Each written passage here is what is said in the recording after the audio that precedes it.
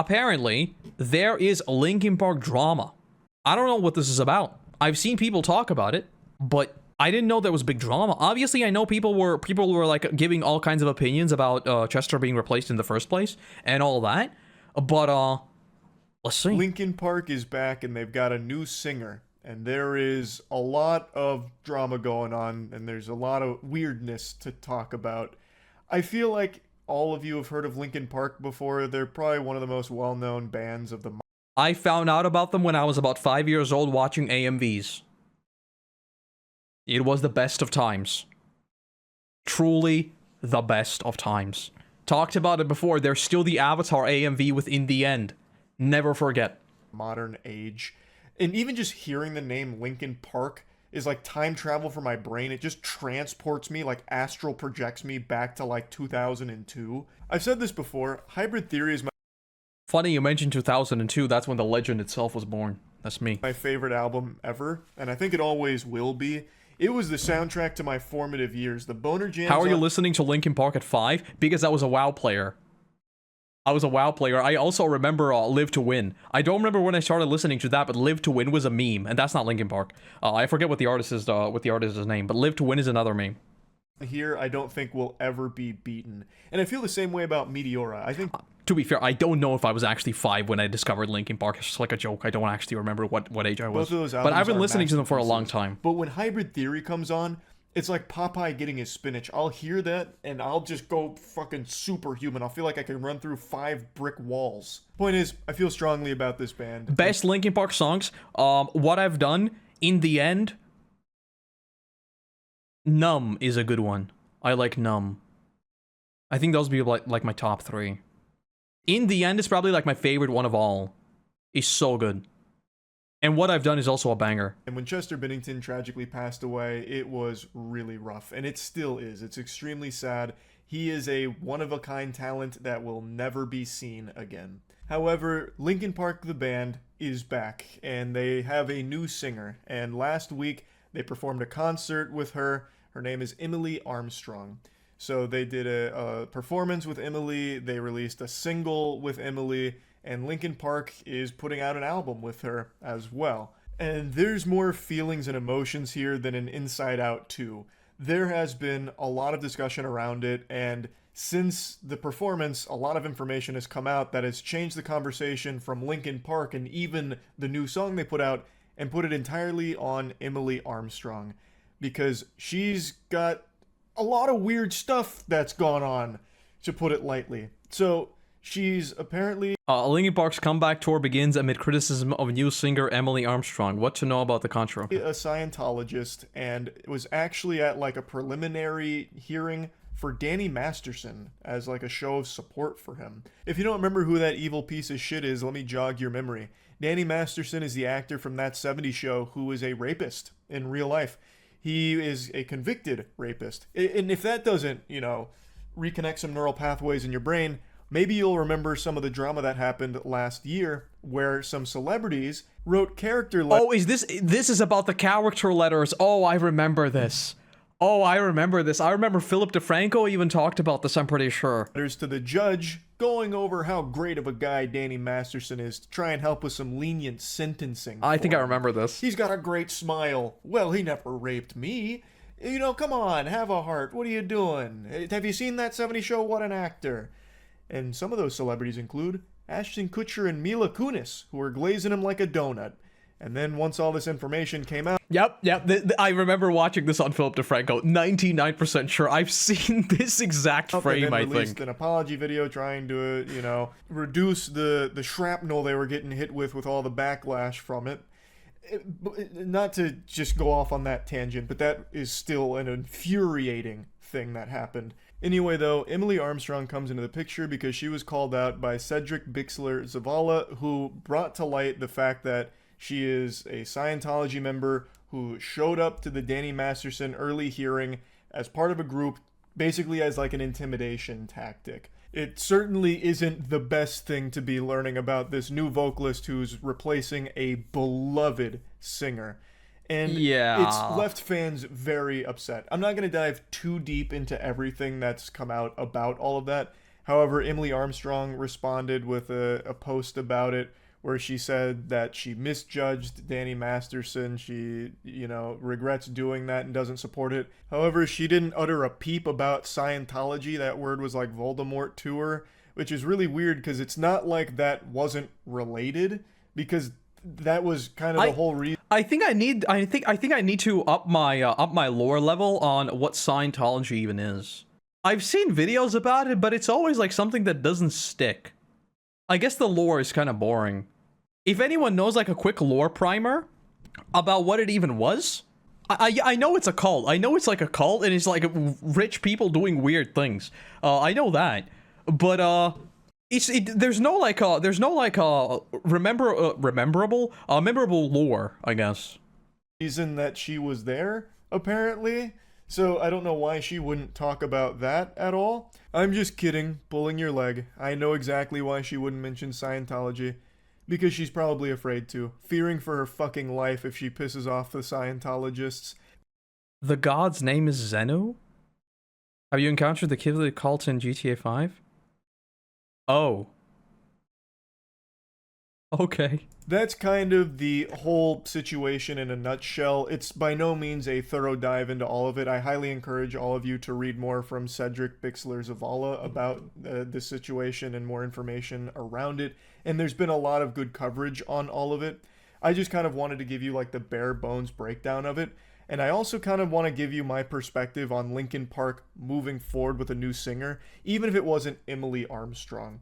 I really do think it is fine for Linkin Park to continue as a band. Okay. I know a lot of people. Yeah, I'll give my take. I think they made the right call by replacing like getting a woman singer on board, because the voice is like it's in the same like vibe, but it is completely different, right? Because I think the worst thing they could have done is gotten someone who sounds similar, and then there'd be like eternal comparisons, right? And that's just like, you don't want that.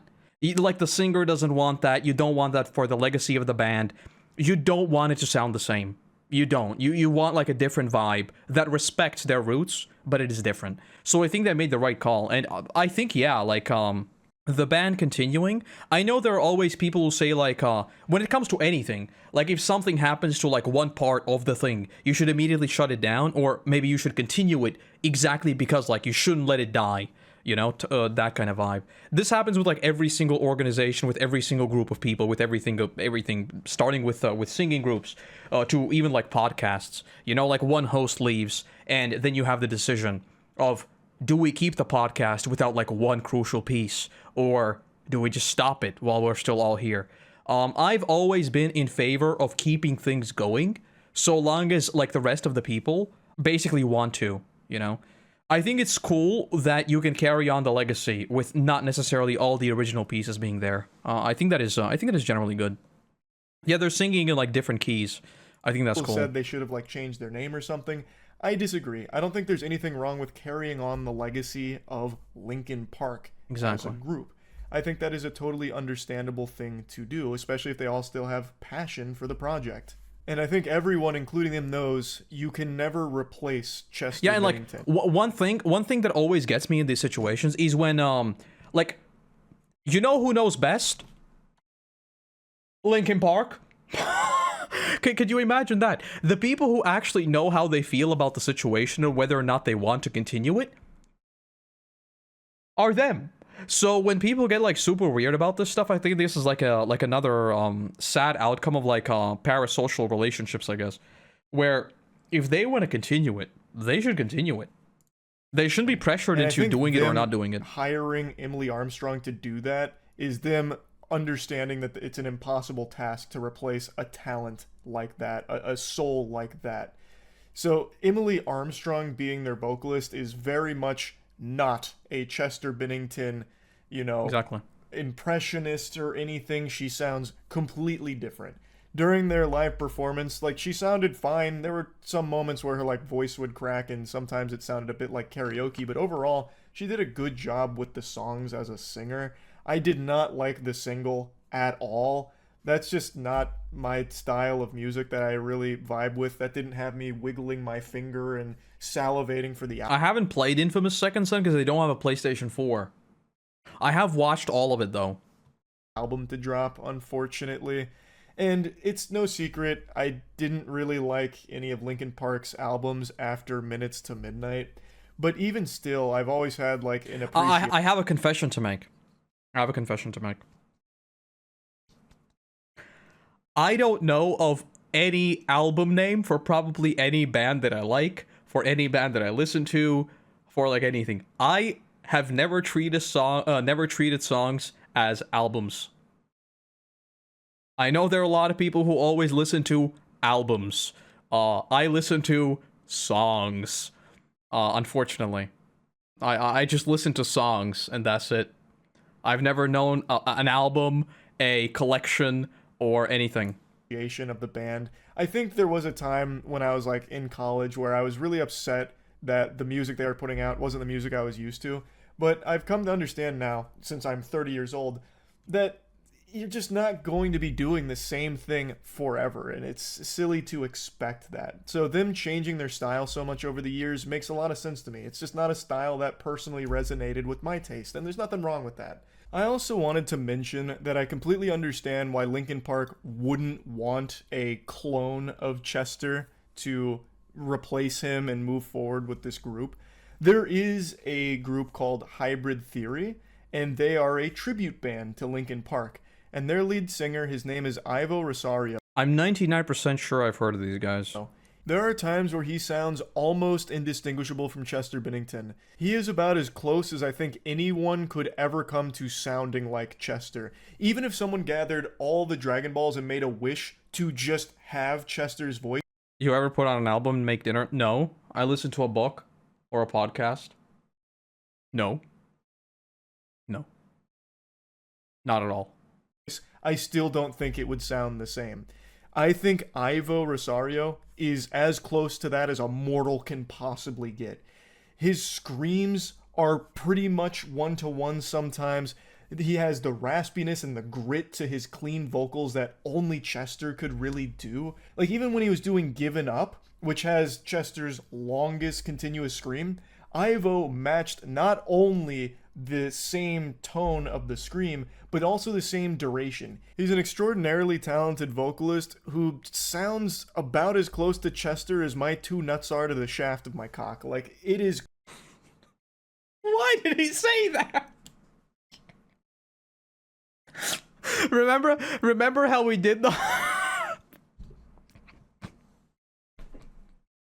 Remember when I talked about the whole, like, way... like people say that I sound like Asmongold, and I did the whole like Charlie thing where he just adds a random comparisons in the middle of a sentence. Why did he just add that in there? Wait, was there a close cut to Chester as my two nuts are to the shaft of my cock? Like it is. There wasn't even a cut there. He just said it and keeps going. Close, and he also kind of looks like Chester, and I definitely don't think he should have been the replacement for Chester in Linkin Park. I, under no circumstances, think that would have been the right decision. I saw a lot of people flood Hybrid Theory's comment section saying, "How dare they choose Emily over Ivo? This makes no sense. Look at how close he sounds to Chester." Yeah, I like imagine being this guy Ivo. Imagine constantly like your entire legacy being compared to Chester. Like that is, no one wants that. And that's what I mean. I think they made a right call by getting someone who sounds like distinctly different. No one wants to be compared to anyone. And like even looks like Chester's doppelganger. It looks like they were separated at birth. They're clones. I just don't think it would be a good idea. Just picture this. You lose your best friend in the world, and then a little while later, you find someone that looks and sounds just like them. I don't think you'd be like, "Oh, my new best friend. Perfect. I needed someone to come in here and fill these shoes." Like, it'd be extremely weird for the band, I would think. And it'd be extremely... It almost, like, it sends the message of, like, it's almost like, no, everything's fine. Everything's fine. We're still going. Nothing has changed, you know? It's like, no. Weird for fans, I would think. It certainly would be for me if I heard Linkin Park have a vocalist that sounds exactly like Chester. I think it'd almost be disrespectful in my eyes. So I do think them going for a different sounding vocalist for a different direction was the right call. I'm just not convinced Emily Armstrong was the right choice to fulfill that role. You know, I think you could have got a better quarterback. I feel like if the band knew all of the Scientology stuff, they probably wouldn't be super thrilled about that either. Yeah, especially I missed a message. What? given everything that they've gone through. I'm not going to be, Yeah, what's the whole... you know, putting thoughts in their head, you know, putting poop in their butt or anything. I don't know them personally. I'm sounding very parasocial here. But from everything I've ever learned about them, it feels like a lot of what I've learned about Emily Armstrong would be very much not something they'd be super happy about. Yeah, what's the whole Scientology doesn't believe in mental health and depression? That's like a...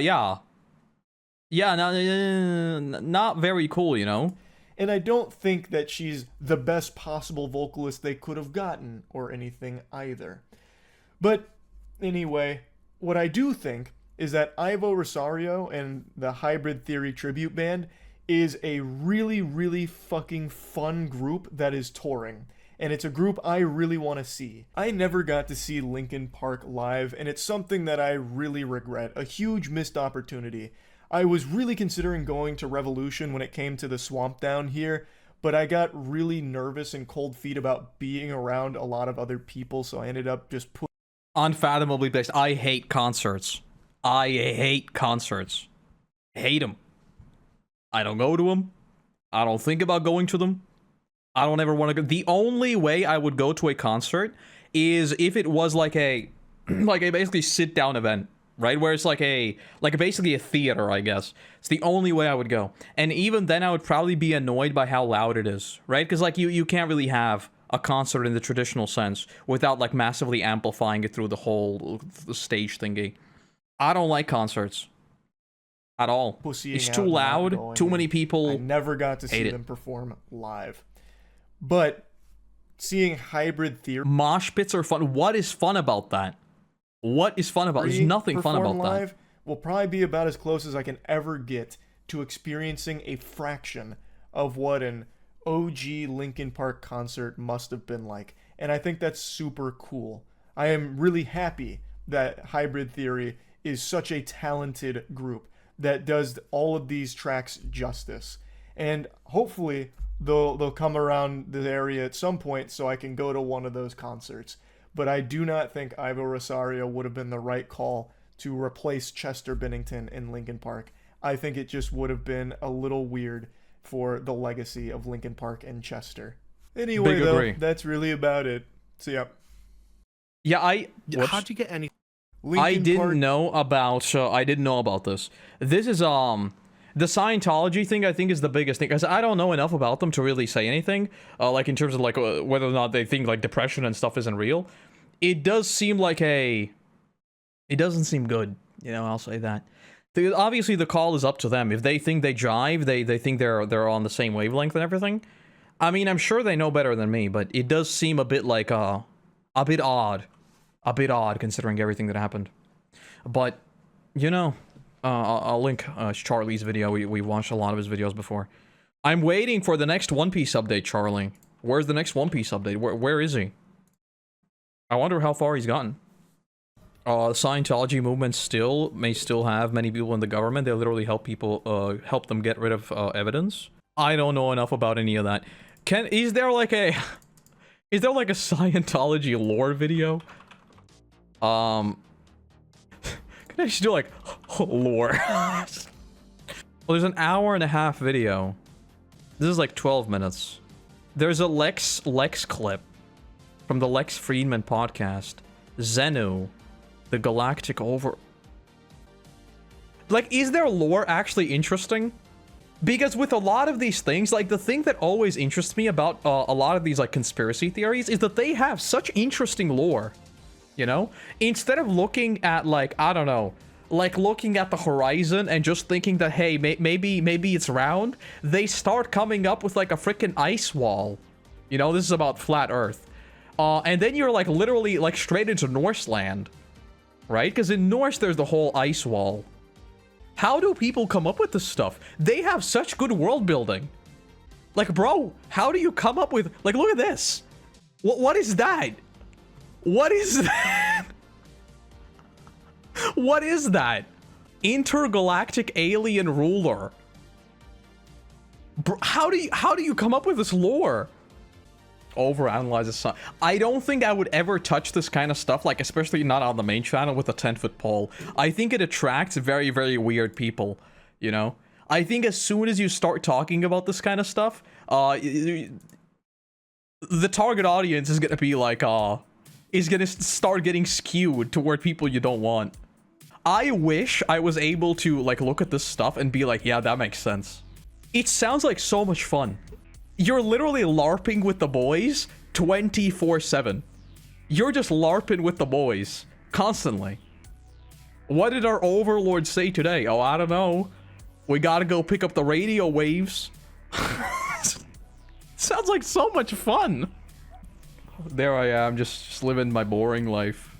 Such a boring existence. Nothing ever happens. I'm just sitting here. And that's about it. Insanely expensive? How convenient. How convenient that it's expensive to even be a part of the special club. And then you have like sunk cost fallacy, and then you can never leave. How convenient. What a funny little coincidence there. What a funny little coincidence. But yeah, with the Linkin Park stuff, I'm gonna check out some of their new stuff, because I haven't heard like everything they dropped, because they dropped like a bunch of stuff when they spun up their thing again. I need to like get caught up on everything, but based on what I heard, I think it's all right. I think it's all right. Like I said, my favorite songs are still like In the End, and In the End is what? In the End is old. 2000. Literally 2000. So, yeah. This Avatar AMV. Everyone's got to watch this. This one right here. The re-upload. This right here was peak fiction. I remember watching this. This is great. This is so good. Unfortunately, it's pixelated into oblivion. Avatar chap. I don't remember it being this crunchy. Like, bro, do you see Toph in this? Toph is in this picture. Good times.